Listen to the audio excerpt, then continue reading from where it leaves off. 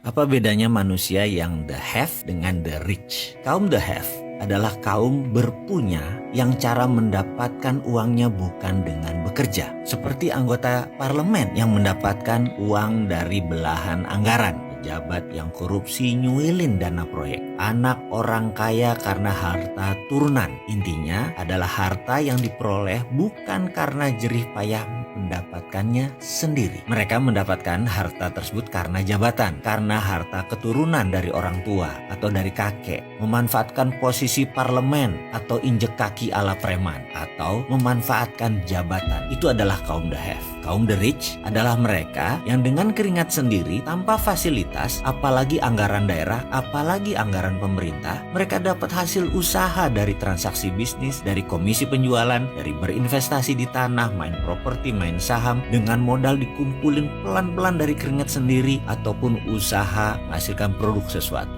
menghasilkan barang produksi yang menguntungkan. Coba sekarang kita lihat diri kita pada saat ini. Coba kita audit diri kita. Misalnya, rumah yang kita tinggali, kendaraan yang kita pakai. Adakah kontribusi orang tua kita? Adakah dikarenakan sewaktu menjabat kita menerima sesuatu dalam tanda petik? Atau anggaran perusahaan, anggaran pemerintah, anggaran proyek yang kita mainkan sehingga sebagian dibelah-belah masuk ke kantong sendiri atau masuk ke kelompok kita? Atau kita dapat dari komisi penjualan, dari hasil usaha, dari keringat sebagai karyawan, dari menabung, dari berinvestasi, atau dari membuka usaha sendiri. Saya yakin setelah kita mengaudit singkat, kita sudah bisa menentukan kita masuk kaum the have atau kaum the rich. Kita tidak perlu bahas berapa digit harta kita, itu tidak diperlukan. Kita hanya ingin memastikan bahwa jika dengan jujur kita menghitung harta kita bisa tahu di mana posisi kita. Apakah sekali lagi kita the have atau the rich? Kalau kita the have, cepet-cepet deh pindah ke golongan the rich. Karena setahu pengalaman saya pribadi, seberapapun besar aset Anda saat ini, kalau Anda didapatkannya dari the have,